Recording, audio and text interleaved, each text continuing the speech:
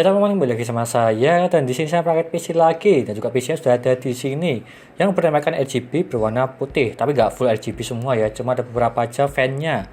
Dan juga di sini box-boxnya semua, cuma ada beberapa juga karena saya tuh membelinya second. Tapi untungnya VGA tersebut ada boxnya kalau yang ini GT1030 yang dimana saya pakai PC dengan harga 4 juta lebih sedikit, yang dimana saya menggunakan Core i5 3470. Ya generasi jadul sih, generasi ketiga. Tetapi emang kalau ingin low budget silahkan ke Gen 3. Kalau ingin yang lebih silahkan Bapak ke Gen 10 maupun Gen 12. Itu caranya. Ya karena kalau kalian menggunakan Gen 4 sampai Gen 9 dia tuh harganya nanggung semua. Nanggung upgrade ke Gen 10. Jadinya kalau nggak Gen 3 ya Gen 10 sih, lompatannya seperti itu untuk yang ini. Dan sebelum saya lanjutkan untuk wajah papatnya yang ada di sini, jangan lupa klik subscribe teman-teman di kanan bawah tuh ya. Tinggal diklik seperti itu. Dan kita lanjutkan saja yang pertama. Ya dimana saya pakai PC di sini untuk office, untuk gamingnya cuma sedikit-sedikit saja. Maka dari itu saya menggunakan VGA yang standar dan juga prosesor yang cukup bagus. Yang pertama saya menggunakan Core i5 3470 dengan harga 550.000. 4 core 4 thread sudah sangat cukup sekali untuk main game ringan-ringan dan juga untuk editing sudah sangat cukup. Kalau barunya sekarang tidak ada untuk kalangan generasi ketiga, kebanyakan second.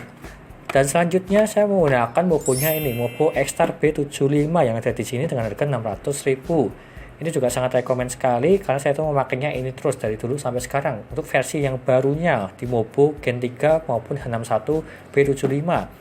Kalau serinya H61 dia juga ada untuk yang ini, tapi saya memilih yang B75 aja supaya lebih bagus lah dengan harga 600.000. Selanjutnya saya menggunakan ini RAM-nya. RAM 2x4GB yang dimana ini tuh second 2x4GB yang mereknya Crucial kalau nggak salah namanya di situ. Seperti gambaran yang ada di sini lah untuk gambarannya 2x4GB dengan harga 380.000. Sudah sangat cukup sekali untuk main game ringan dan juga office. Selanjutnya saya menggunakan ini VGA-nya GT1030 2GB DDR5 supaya lebih bagus dari segi performanya. Ini saya tuh membelinya dengan harga 1,2 juta untuk yang ini GT1030. Udah ada boxnya ya, murah sih terbilangnya ya, 1,2 juta.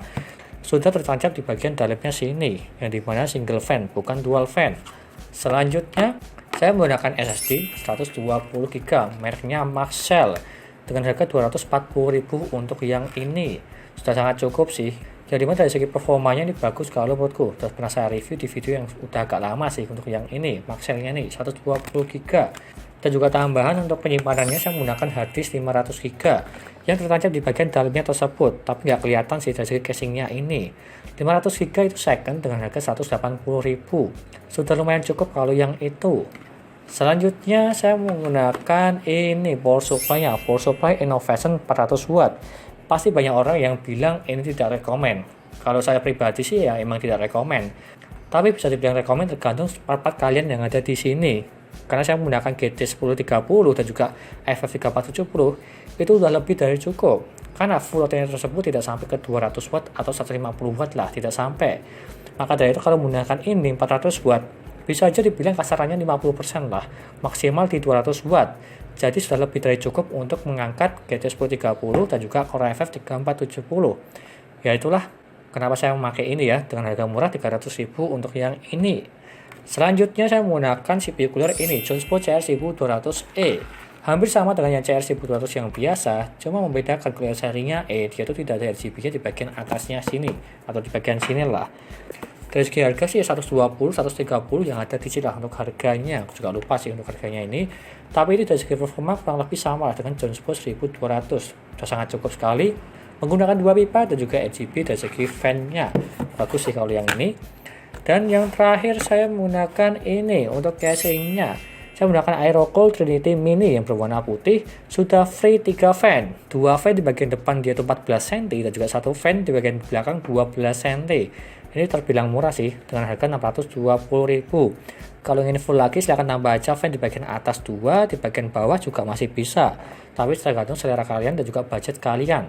Kalau saya ini lebih memilih ke budgetnya lebih murah, jadinya saya kasih ke 3 fan aja dari segi bawaan casingnya. Tapi masih terbilang sangat bagus sekali dari segi estetikanya, RGB-nya lah. Meskipun RGB-nya tidak bisa diganti menggunakan remote maupun menggunakan tombol di LED-nya, tidak ada lah untuk yang ini. Tapi ini casingnya terbilang bagus, sudah pernah saya review di video sebelumnya. Meskipun kekurangannya tidak ada touch filter di bagian atasnya ini, cuma kosongan plong lah untuk yang ini. Itu aja semua sudah saya sebutkan dari segi harga dan juga part-partnya dengan totalnya 4 juta lebih sedikit harganya di sini. Aku juga lupa sih harganya berapa. Dan kita tes aja dari segi gamingnya bagus atau tidak. Dengan harga murah 4 jutaan untuk bermain game-game agak-agak berat, apakah bisa lancar atau tidak. Itu aja dari saya, lanjut ke reviewnya. Yo!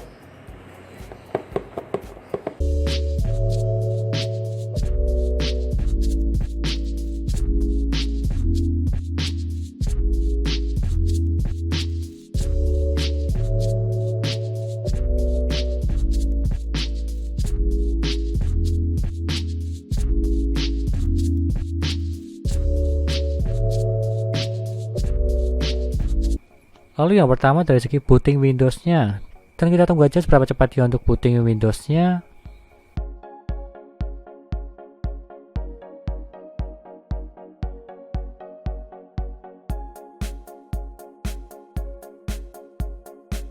Dan dia mendapatkan 14 detik, terbilang cepat kalau yang ini. Ya karena standarnya SSD SATA 3 di 25 detik, kalau yang ini di 14 detik terbilang cepat menggunakan SSD Maxell. Tapi terkadang di berbeda PC berbeda kecepatan meskipun sama-sama menggunakan SSD yang sama. Lanjut ke HD Sentinel untuk mengecek kesehatan dan juga performa dari segi SSD dan juga harddisknya. Yang pertama dari segi SSD-nya dulu, dia tuh 100% semua dari segi performa dan juga kesehatannya, dan juga notnya dia tuh perfect, dan juga suhunya 33 derajat terbilang dingin kalau yang ini. Karena kebanyakan SSD di 40 derajat, kalau yang ini di 33 derajat terbilang dingin. Lanjut ke harddisknya. Dia tuh juga sama 100% semua dari segi performa dan juga kesehatannya, dan juga notnya dia tuh perfect, dan juga suhunya 31 derajat terbilang dingin juga untuk yang ini, yang dimana saya menggunakan harddisk second bukan harddisk baru. Lanjut ke Crystal Disk Mark, yang dimana saya menggunakan SSD Maxell untuk mengecek kecepatan dari segi SSD-nya.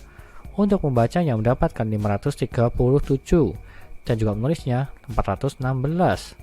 Dan jika kita bandingkan dari segi yang tertulis di dalam bungkusnya maupun dari segi websitenya, dia tuh up to-nya 500/400. Dan jika kita bandingkan, dia tuh melebihi dari segi realita yang ada di websitenya. Jadi lebih bagus lah dari segi kecepatannya. Lanjut ke HP monitor, yang dimana saya menggunakan Jonesbo CR1200E untuk mendinginkan Core i5 3470. Untuk minimalnya dia itu mendapatkan 35 derajat dan juga maksimalnya di 70 derajat. Untuk minimalnya saya tidak ngapa-ngapain di restore, cuma diem aja, dia tuh mendapatkan 35 derajat terbilang dingin untuk yang ini. Dan juga maksimalnya di 70 derajat standar sih kalau menurutku. Ini saya tes di Genebench R15 5 kali berturut-turut. Masih cukup bagus kalau yang ini. Lanjut ke Genebench R15. Untuk OpenGL yang mendapatkan 68 fps, yang dimana saya menggunakan GT 1030 DDR5 ya, bukan yang DDR4. Dan juga CPU-nya 473 GB. Lanjut untuk gamingnya, GTA 5 settingan 1080p dan juga normal. Rata-rata FPS yang mendapatkan 82 fps, ya dimana dia tuh lebih dari 60 fps di settingan rata kiri atau di settingan normal lah. Untuk game GTA 5 masih sangat nyaman. Lanjut ke Forza Horizon 4 settingan 1080p dan juga settingan low. Rata-ratanya mendapatkan 47 fps di rata kiri. Bisa dibilang ini cukup nyaman sih, 47 fps masih di atas 30 fps. Kalau ingin ke 60 atau hampir 60, silahkan setting ke 720p untuk resolusi layarnya, pasti ngaruh lah, sampai hampir ke 60 fps untuk yang ini. Lanjut ke Valorant, settingan 1080p dan juga settingan high, rata-ratanya mendapatkan 146 fps. Kalau game Valorant terbilang sangat ringan sih untuk yang ini ya, hampir sama dengan CSGO. Kalau yang ini dia tuh di atas 100 fps untuk settingannya high atau di rata kanan. Lanjut ke Genshin Impact, settingan 1080p dan juga settingan low, rata-ratanya mendapatkan 48 fps, hampir sama dengan Forza Horizon 4. Kalau yang ini coba Anda di setting ke 720p, pasti hampir ke 60 fps untuk yang ini gamingnya. Lanjut ke Dota 2, settingan 1080p dan juga settingan high, rata-ratanya mendapatkan 64 fps. Di settingan rata kanan dia tuh masih bisa mendapatkan di atas 60 fps untuk yang ini. Masih sangat nyaman lah untuk game Dota 2. Yang terakhir dari segi Resident Evil 6, settingan 720p dan juga settingan low, dia tuh rata-ratanya mendapatkan 61 fps, ya dimana di settingan 720p ya, bukan 1080p seperti yang pada sebelum-sebelumnya. Kalau gamenya ini lebih cenderung ke VGA nya, Kalau 1030 ya mentok di 61 fps atau di 60 fps lah. Tetapi di settingan rata kiri dan juga 720p untuk gamingnya. Lanjut ke dayanya, yang dimana untuk minimalnya di rakitan ini mendapatkan 59 watt. Terbilang standar kalau yang ini masih di bawah 60 watt. Dan juga maksimalnya di 139 watt. Ini saya tes di Resident Evil 6 720p settingan low. Dia tuh mentok di 139 watt cuma menyentuh satu kali aja. Tetapi di rata-rata di 110-120an aja sih kalau yang ini. Bisa dibilang masih irit juga, masih di bawah 150 watt.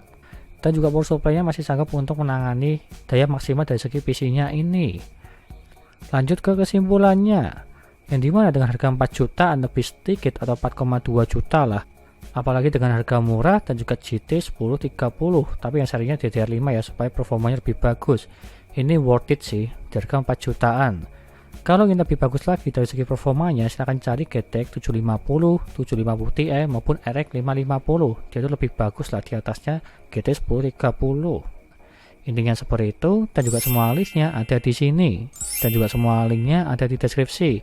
Tinggal Anda beli aja jika kalian berminat untuk partnya yang ada di sini. Sekian dari saya, terima kasih sudah menonton, dan juga jangan lupa like dan subscribe, dan nantikan video lainnya mengenai rakit PC Intel maupun AMD gaming maupun editing, dan juga jangan lupa share ke teman-teman kalian yang ingin rakit PC, dan terima kasih sudah menonton.